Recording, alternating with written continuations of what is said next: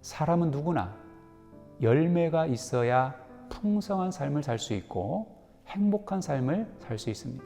그리고 그 열매는 그릇에 담겨서 옵니다. 그러므로 우리가 열매를 풍성하게 맺으려면 빈 그릇을 준비해야 합니다.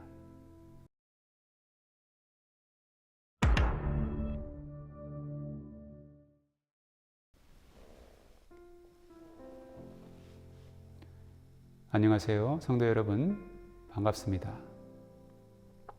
사람들은 보통 알맹이를 좋아합니다. 과일도 껍질을 벗기고 알맹이만 먹고, 택배도 포장은 버리고 내용물만 챙기죠. 그래서 사람들은 알맹이에만 집중하고 그것을 담는 그릇은 소홀히 여깁니다. 그러나 실제로 그릇은 아주 중요합니다. 왜냐하면 그릇이 없으면 알맹이를 가질 수가 없습니다.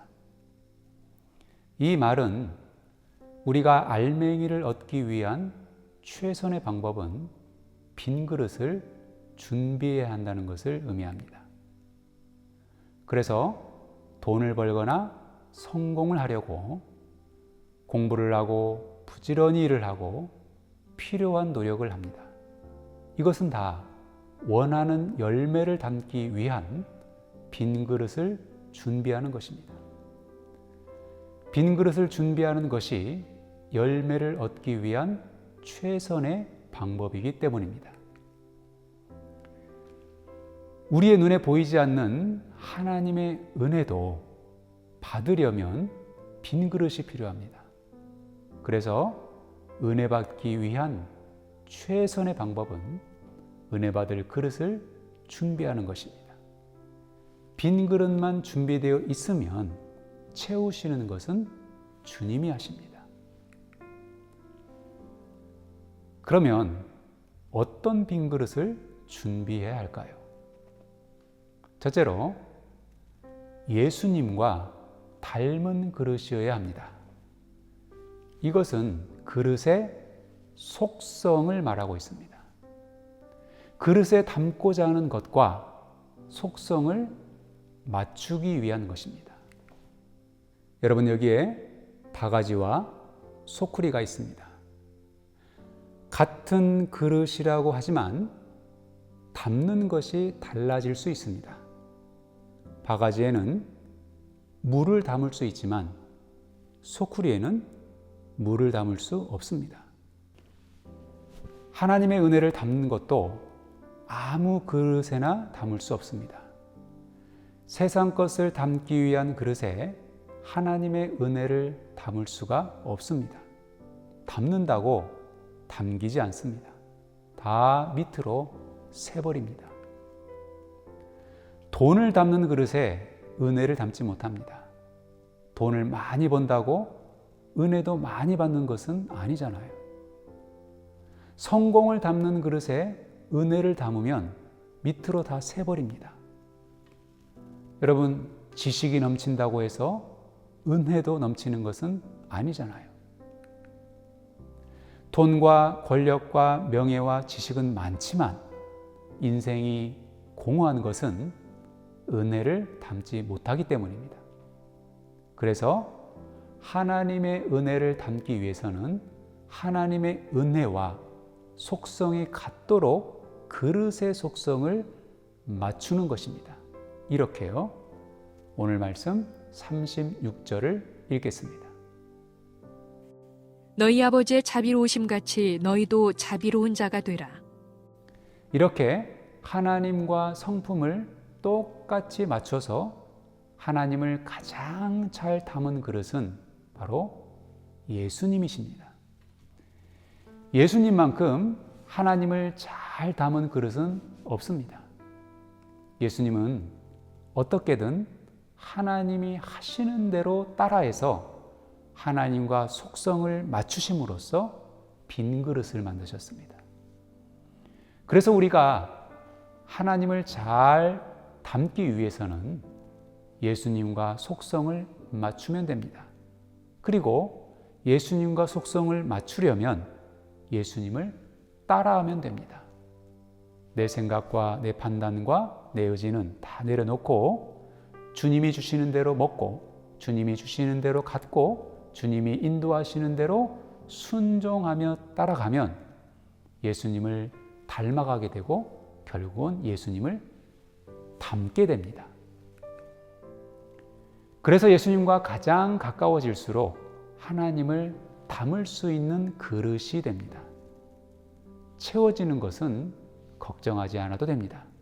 자동적으로 하나님의 은혜로 채워집니다.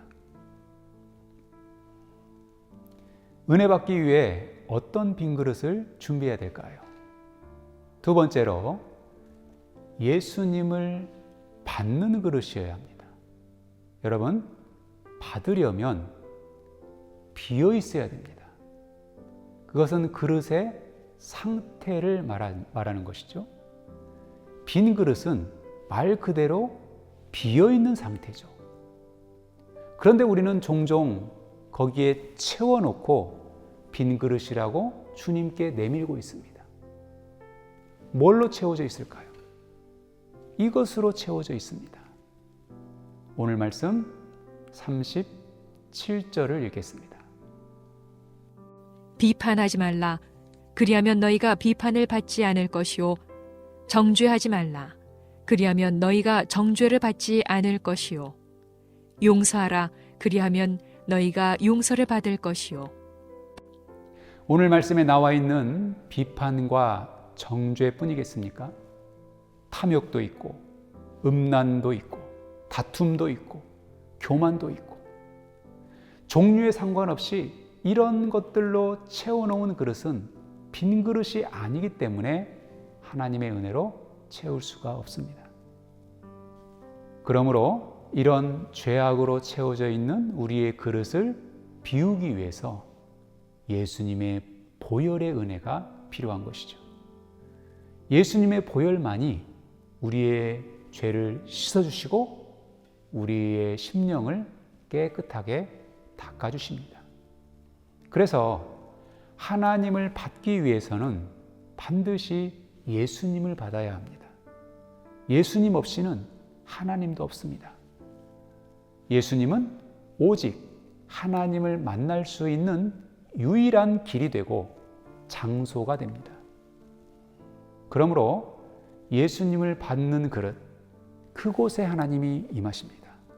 그래서 예수님을 모시는 그릇, 예수님을 받은 그릇이 하나님을 받을 수 있는 빈 그릇이다라고 할 수 있습니다. 은혜 받기 위해 어떤 빈 그릇을 준비해야 할까요? 셋째로 예수님께 드리는 그릇이어야 합니다.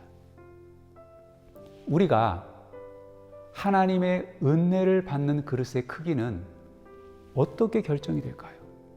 이렇게 결정이 됩니다. 오늘 말씀 38절을 읽겠습니다. 주라. 그리하면 너희에게 줄 것이니 곧 후히 되어 누르고 흔들어 넘치도록 하여 너희에게 안겨주리라. 너희가 헤아리는 그 헤아림으로 너희도 헤아림을 도로 받을 것이니라. 너희 헤아림으로 너희도 헤아림을 도로 받을 것이다. 이게 주는 만큼 받을 것이라는 것입니다. 이것이 우리가 받는 그릇의 그 크기를 결정하는 방법입니다. 그릇은 받는 데도 사용하지만 퍼주는 데도 사용합니다.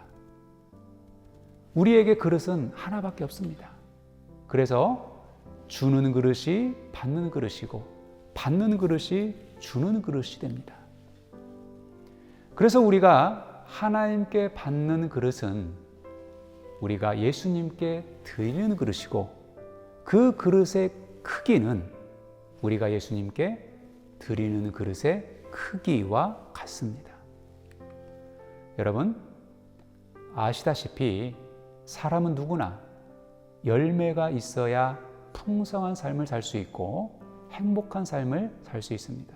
그리고 그 열매는 그릇에 담겨서 옵니다. 그러므로 우리가 열매를 풍성하게 맺으려면 빈 그릇을 준비해야 합니다. 그러므로 예수님과 함께 그리고 예수님을 통해서 빈 그릇을 많이 준비하셔서 이 땅에서뿐만 아니라 오는 세상에서도 풍성한 열매를 거두어 드리는 주의 성도들이 다 되시기를 예수님의 이름으로 축원합니다.